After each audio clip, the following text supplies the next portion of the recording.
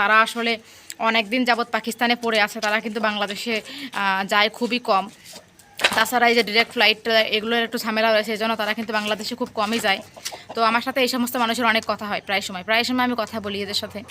তো আমার অনেক ভালো লাগে বিষয়গুলো, যে তারা বাংলাদেশ থেকে পাকিস্তানে পড়ে আছে, পাকিস্তানের রিলেশন সংসার সব কিছু তাদের হয়েছে এখানে।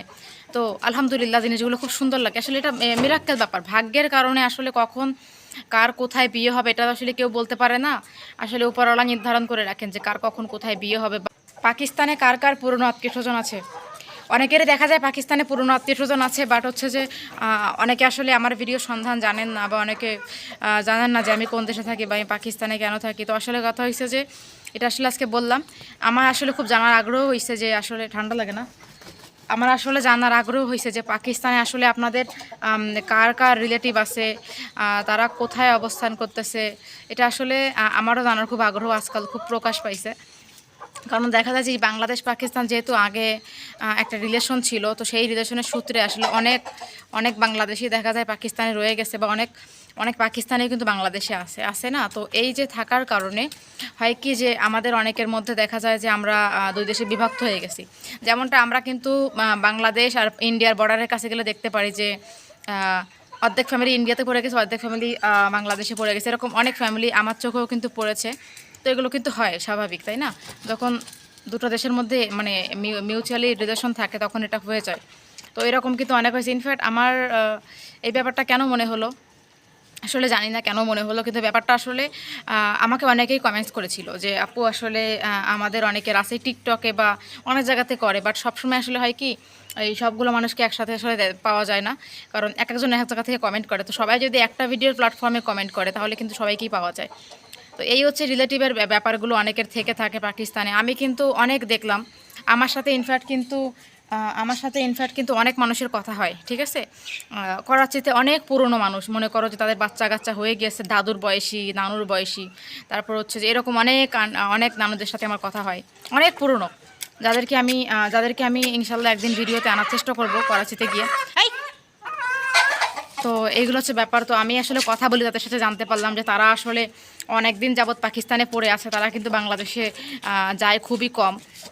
তাছাড়া এই যে ডিরেক্ট ফ্লাইট এগুলোর একটু ঝামেলা রয়েছে, এই জন্য তারা কিন্তু বাংলাদেশে খুব কমই যায়।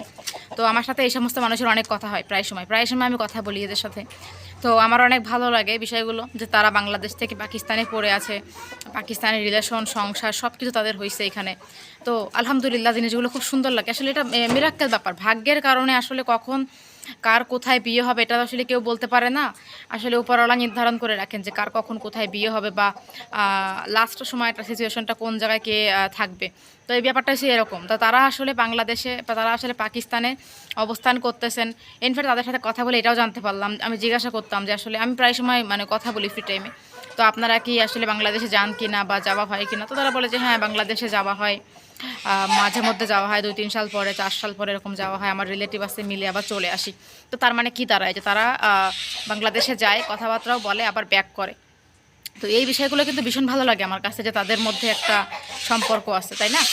তো আমি আসলে এই জন্য জানতে চাচ্ছিলাম যে যারা যারা বাংলাদেশে থাকেন, তো আপনাদের রিলেটিভরা আছে কি না আদৌ পাকিস্তানে। অনেকের হয়তো পুরনো পুরনো রিলেটিভ থাকবে, কারণ সেটা তো অনেক আগের ঘটনা। কারো দাদু নানু এরকম এরকম অনেকের পড়ে আছে, আমার থেকে অনেক বয়সে বড় হবে তারা, বা যারা খুঁজতেছে। নিউ জেনারেশন তো খুব কমই পাওয়া যাবে পাকিস্তানে, পুরনো যারা জেনারেশন আছেন সেখানকার মধ্যে হয়তো অনেকেই আছেন এখানে পাকিস্তানে।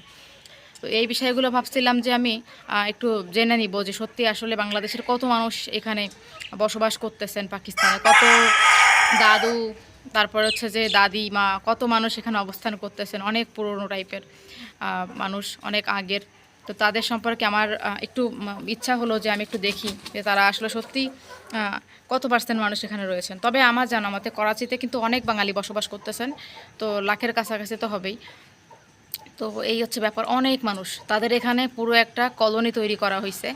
আর একটা কথা কি জানেন, বাংলাদেশি লোক কিন্তু শুধু করাচিতেই বেশি অবস্থান করতেছে। হ্যাঁ, শুধু করাচিতেই বেশি অবস্থান করতেছে বাংলাদেশি লোক।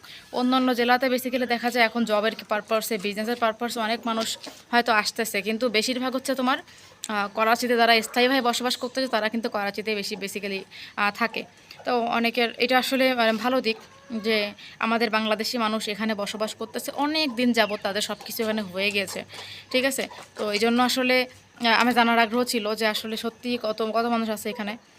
যারা যারা বাংলাদেশ থেকে আমার ভিডিও দেখেন, আপনাদের কারা কারা এখানে বসবাস করে সেটা আমাকে জানাবেন। আপনাদের কন্টিনিউ আপনারা যে যোগাযোগ রাখতেছেন তাদের সাথে, তারা আসা যাওয়া করতেছে কিনা, এই ব্যাপারগুলো আসলে ভীষণ জানতে চাচ্ছিলাম।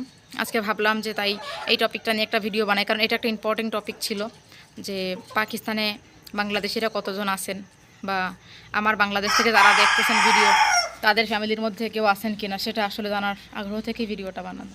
তো যাদের যাদের রিলেটিভ আছে পাকিস্তানে, ইনফ্যাক্ট কন্টিনিউ কন্ট্যাক্ট করেন, আমাকে জানাই দিবেন কমেন্ট করে, ঠিক আছে। Thank you.